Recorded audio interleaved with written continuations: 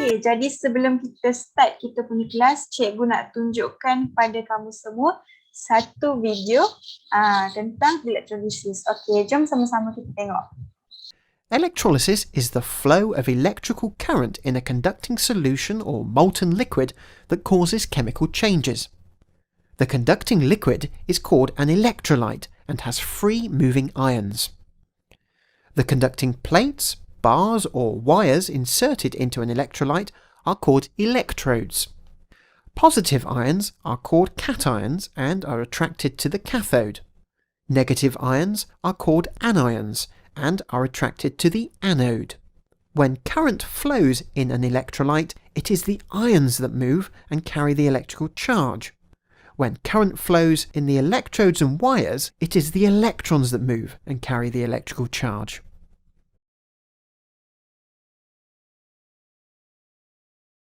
Okay, jadi awak dah tengok video tadi. Cikgu harap awak faham sedikit. Okay, cikgu bagi gambaran awal untuk kita punya topik pada hari ini. Okay, tapi kalau awak tak faham, tak apa.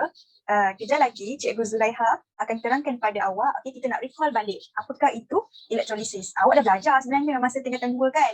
Tapi biasalah dah lama tinggal. Mesti dah lupa kan sikit-sikit. Okay, tak apa. Kejap lagi, Cikgu Zulaiha akan terangkan. Okay, sekarang ni saya akan menerangkan tentang proses electrolysis. Okay, proses electrolysis ini dia berlaku di elektrod apabila arus elektrik mengalir melalui sel elektrolisis. Okay, proses electrolysis dia berlaku secara berperingkat. Iaitu yang pertama, ion yang bercas negatif akan tertarik dan bergerak ke arah anod iaitu elektrod positif. Anion ini dia akan melepaskan elektron pada permukaan anod dan menjadi atom ataupun molekul. Anion akan dinyahcaskan pada anod. Okey, seperti saya terang tadi, anion akan melepaskan elektron pada anod. Dan ini menyebabkan elektron yang dilepaskan di anod ini akan mengalir dari anod ke katod melalui wayar penyambung dalam litar luar ke katod. Elektron akan mengalir dari anod ke katod melalui wayar penyambung dalam litar luar. Seterusnya, ion yang bercas positif iaitu cation akan tertarik dan bergerak ke arah katod iaitu elektrod negatif. Cation ini dia akan menerima elektron pada permukaan katod dan menjadi atom ataupun molekul. Cation akan dinyahcaskan. Dalam proses elektrolisis ini kita perlu ingat bahawa elektron akan mengalir melalui litar luar. Dan yang kedua, elektrolit tidak dapat mengalirkan elektrik dalam keadaan yang pepejal kerana tiada pergerakan ion yang berlaku. Kerana dalam keadaan pepejal ion bergetar, dia tidak bergerak seperti yang kita akan dapat dalam larutan. Kami akan menerangkan tentang faktor yang akan mempengaruhi hasil elektrolisis aqueous. Dia terdapat 3 faktor yang akan mempengaruhi hasil elektrolisis aqueous, iaitu yang pertama, kedudukan ion dalam siri elektrokimia, kedua, kepekatan ion dalam elektrolit, yang ketiga, jenis elektrod. Okay, seterusnya saya serahkan kepada Fakria untuk menerangkan tentang kedudukan ion dalam siri elektrokimia. Okey, baiklah. Untuk faktor yang pertama iaitu faktor kedudukan ion dalam siri elektrokimia. Okey, jadi apa itu siri elektrokimia? Okay, siri elektrokimia ni adalah satu siri di mana saintis-saintis terdahulu dah siap susunkan ion ni ikut kecenderungannya untuk nyahcas. Okay, so semakin rendah di dalam siri elektrokimia, semakin mudahlah ia dipilih untuk dinyahcaskan. Okay, so cikgu bagi contoh kat sini, kita ada ion zinc dengan ion hidrogen. So, mana satu ion yang kita akan pilih untuk nyahcas? Ya betul, ion hidrogen. Sebab apa? Sebab dia lagi rendah dalam siri elektrokimia ni. So, kamu kena hafal siri elektrokimia ni dengan cat ion dengan anion. So that senanglah kamu nak jawab dalam peperiksaan nanti. Cikgu dah bagi akronim siap-siap. So, kamu tinggal hafal saja. Okey, baiklah. Kita terus pergi dengan contoh kedudukan ion dalam siri elektrokimia. Okey, cikgu bagi larutan kuprum 2 sulfat. Okey, so macam mana nak solve kan? Macam mana kita nak tahu ion mana yang kita nak pilih untuk nyahcas? Okey, kita tengok kat sini. Okay, first kali benda yang kita kena solve adalah kita tengok mana satu positif dan mana satu negatif pada bateri. So yang panjang ni adalah positif dan yang pendek ni adalah negatif. Okay. Okay, seterusnya kita kena tandakan mana satu anode, mana satu cathode. So ingat tak tadi cikgu cakap formula dia apa? Formula pendek ni positif anode, negatif ialah cathode. So yang bersambung dengan terminal positif kita katakan dia adalah anode dan yang bersambung dengan terminal negatif kita kata dia adalah cathode. Okay, sampai sini clear. Okey, seterusnya kita kena tahu senarai ion yang hadir. So kita tengok kat sini dia ada kuprum 2 sulfat. Okey, kuprum 2 sulfat. Maksudnya apa? Maksudnya dia ada ion Cu2+ dengan ada ion SO4 2-. Okey, lepas tu kalau kamu perasan kat sini ada perkataan larutan, means ada air. Ada air maksudnya dia ada ion H+ dan dia ada ion OH-. So kita siap-siap tuliskan. Okey, ion positif H+, ion negatif dia adalah OH-. Okey, sampai sini clear? Okey, so ion positif kita kata dia adalah, ya betul, cation. Dan ion negatif kita panggil dia, ya betul, anion. So anode, okey. So anode akan tarik charge yang apa? Yes, charge negatif. So dia akan tarik anion. Okey, SO4 2- dengan OH-. Okey, so cathode pula akan tarik charge yang positif. So ion yang positif adalah Cu2+ dengan H+. Okey, jadi kalau kamu tengok kat sini ada dua ion. Okey, ada dua ion untuk setiap elektrod ni. Tapi kita hanya boleh pilih satu elektrod, satu ion sahaja yang kita akan pilih untuk nyah charge. So kalau kamu tengok kat sini antara OH- dengan SO4 2-, yang mana satu akan dipilih untuk dinyah charge? Okey, so kat sinilah yang kita kena refer siri elektrokimia. So kalau kamu tengok untuk anion, kamu refer siri elektrokimia yang anion ni. So antara OH- dengan SO4 2-, kamu tandakan. Okay. So dalam siri elektrokimia mana satu yang bawah? Yang itulah yang akan dipilih untuk dinyah charge. So dalam kes ni OH- lah yang akan dipilih untuk dinyah charge. Sebab apa? Sebab dia lagi rendah dalam siri elektrokimia. Okey, seterusnya untuk cathode pula. Okay, cuba kamu try buat. Okey, so antara H+ dengan Cu2+. Okay, kamu ganti dulu. H+ dengan Cu2+. So yang mana satu? Ya betul, Cu2+. Sebab apa? Sebab dia lagi rendah dalam siri elektrokimia.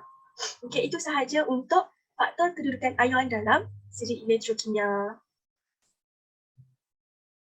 Okey, seterusnya saya akan menerangkan tentang faktor yang akan mempengaruhi hasil elektrolisis, iaitu faktor yang kedua mengenai kepekatan ion dalam elektrolit. Okey, untuk faktor kedua mengenai kepekatan ion dalam elektrolit, kepekatan ion dalam elektrolit dia mempengaruhi pemilihan ion untuk dinyahcaskan.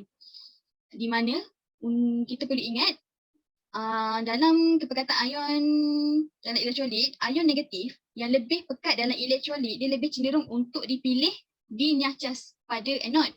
Manakala ion positif yang dipilih untuk dinyahcaskan pada kathode masih dipengaruhi oleh kedudukan ion positif dalam siri elektrokimia. Untuk kepekatan ion dalam elektrolit, jika sesuatu kepekatan ion di dalam elektrolit itu adalah lebih tinggi, ion itu akan dipilih untuk dinyahcas walaupun kedudukannya dalam siri elektrokimia adalah lebih tinggi berbanding dengan ion yang hadir dalam elektrolit. Untuk faktor yang ini, kita boleh apply untuk ion yang bercharge negatif.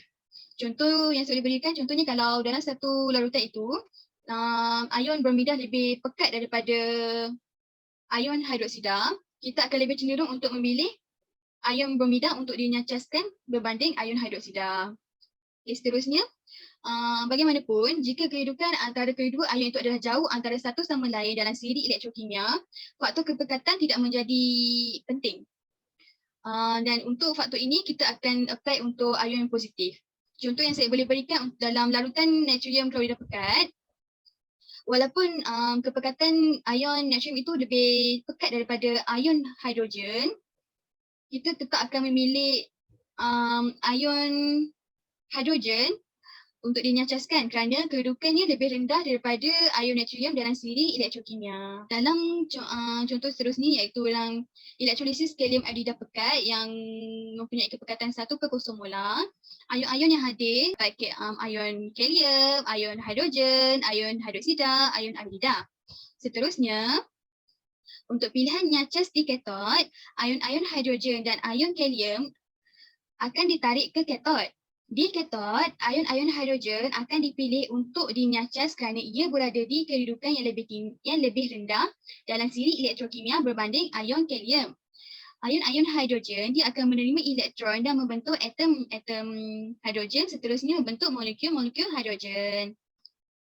Seterusnya, untuk pilihannya charge di anode, ini yang membezakan tentang pilihannya charge di anode untuk kepekatan ion dalam elektrolit yang cair dan juga yang pekat. Untuk yang cair, ion yang akan dinyacaskan ialah hidroksida. Manakala untuk kepekatan ion dalam elektrolit yang lebih pekat, ion yang akan dinyacaskan ialah ion iodida walaupun kedudukannya lebih tinggi daripada ion hidroksida. Ini disebabkan oleh kepekatan iodida yang lebih tinggi dalam larutan. Okay, kesimpulannya, untuk kepekatan ion dalam elektrolit, ion-ion yang lebih tinggi kepekatannya akan dipilih untuk dinyacaskan. Untuk faktor yang ketiga, kita akan belajar tentang jenis elektrod. Kenapa jenis elektrod ni penting? Sebab dia boleh mempengaruhi kepekatan elektrolit. Sama ada dia akan menyebabkan kita punya kepekatan elektrolit tu berubah ataupun kekal sama selepas proses elektrolisis. Okey, kita tengok yang pertama. Okey, macam mana pula kepekatan tu boleh berubah? Okey, kepekatan ni boleh berubah kalau kita pakai jenis logam untuk elektrod tu tak sama dengan ion logam yang wujud dalam elektrolit. Okey, dan bila kita pakai logam yang sama pula untuk elektrod dan ion tu sama, jenis dia sama dengan jenis ion dalam elektrolit, kepekatan tu akan kekal sama. Ingat kata kunci dia. Dia akan berubah kalau jenis logam tak sama dan dia akan tidak berubah ataupun kekal sama kalau logam tu sama juga dengan jenis ion dalam elektrolit. Macam mana? Cikgu tak faham lah apa yang sama, apa yang tak sama. Okey, tak apa, kita tengok contoh. Okey, yang pertama cikgu sediakan ni, untuk situasi yang pertama, bila kita pakai jenis logam dalam elektrod tu sama dengan ion logam dalam elektrolit. Cikgu, apa yang sama ni? Okey, tengok contoh ni. Apa yang cikgu maksudkan sama adalah, okey, ni elektrod, ini elektrolit. Elektrod ni namanya apa? Argentum. Okey, elektrolit ni namanya apa? Larutan argentum nitride. Apa yang sama antara dua ni? Ni argentum, ni pun argentum. Itulah yang cikgu maksudkan sama. Macam mana kita nak jelaskan situasi ni? Okey. Jadi yang pertama kita kenal pasti apakah logam dalam elektrod. Okey, apa yang cikgu cakap tadi, logam dia adalah argentum. Kemudian kita kenal pasti ion dalam elektrolit. Okey, kalau dia pakai larutan argentum nitride, mestilah ada 4 ion yang akan terhasil. Macam yang cikgu explain tadi. Okey, yang dua pertama apa? Kita tengoklah nama dia kan, argentum nitride, mestilah ada ion argentum dan mestilah ada ion nitride. Kemudian disebabkan dia larutan. Kalau larutan mestilah ada air, jadi apakah ion air yang ada? Mestilah ion hidrogen dan juga ion hidroksida. Okey, kemudian kita tengok satu-satu pada elektrod. Kita tengok pada anode dan kita tengok pada kathod. Pada anode, apa yang akan berlaku? Okey, bila kita pakai logam yang sama, jadi atom, atom argentum akan mengion. Ingat kata kunci ni, mengion. Mengion kepada apa? Mengion kepada ion argentum plus. Tulis tu, Ag plus. Kalau atom, Ag sahaja. Kalau ion, Ag plus. Okey, dia akan mengion kepada Ag plus dan melarut ke dalam elektrolit. Kemudian dia akan pergi mana? Kita tengok pula dekat kathod. Okey, ion tadi dia akan dinyah cas pada kathod. Apa tu dinyah cas? Dinyah cas tu maksudnya dia akan membentuk atom logam Ag pada elektrod. Okey, maksudnya tadi daripada anode, daripada atom dia jadi ion bila dia mengion. Kemudian dia dinyah cas semula pada kathod membentuk atom Ag semula. Okey, tapi kepekatan elektrolit tidak akan berubah kerana apa? Kerana kadar pengionan dia sama. Maksudnya yang mana atom Ag jadi ion dalam elektrolit, kemudian dia akan jadi baliklah. Dia akan terenak semula kepada kathod. Jadi kepekatan elektrolit ataupun ion-ion dalam elektrolit itu tidak akan berubah. Jumlahnya akan kekal sama. Maksudnya kadar dia mengion. Apa yang dia mengion adalah sama dengan terenak pada kathod. Macam tu. Kemudian kita tengok pula situasi yang kedua. Okey, untuk keadaan di mana logam tak sama dengan ion logam dalam elektrolit. Okey, tak sama pula maksudnya kita pakai larutan yang sama macam tadi, argentum nitride, tapi sekarang kita pakai apa? Ni elektrod apa ni? Elektrod karbon. Maksudnya tak sama lah kan? Okey, unsur dia tak sama. Okey, jadi apa yang akan berlaku? Okey, macam tadi kita kenal pasti apa logam yang ada, jenis logam dalam elektrod, kemudian apakah ion yang wujud dalam elektrolit. Okey, yang ni sama je lah macam tadi. Kemudian kita tengok pada anode, kita tengok pada kathod. Okey, sama juga. Untuk kes ni, maksudnya dia tidak akan mengion ke dalam elektrolit. Okey, kerana apa? Kerana dia tak pakai elektrod yang sama. Okey, jadi bila dia tak melarut ke dalam elektrolit, apa yang akan berlaku? Ion-ion yang berbeza ni akan dipilih untuk dinyah cas pada anode dan pada kathod. Konsep ni sama dengan konsep proses elektrolisis. Okey, jadi anode adalah terminal positif kan, kathod adalah terminal negatif. Okey, dalam anode, ion hidroksida akan dipilih untuk dinyah cas pada anode. Kenapa? Okey, tengok dalam jadual yang cikgu bagi ni antara hidroksida dan juga nitride. Mana lagi bawah? Mestilah hidroksida. Jadi dia lagi mudah untuk dinyah cas. Okey, kerana kedudukan dia dalam siri elektrokimia.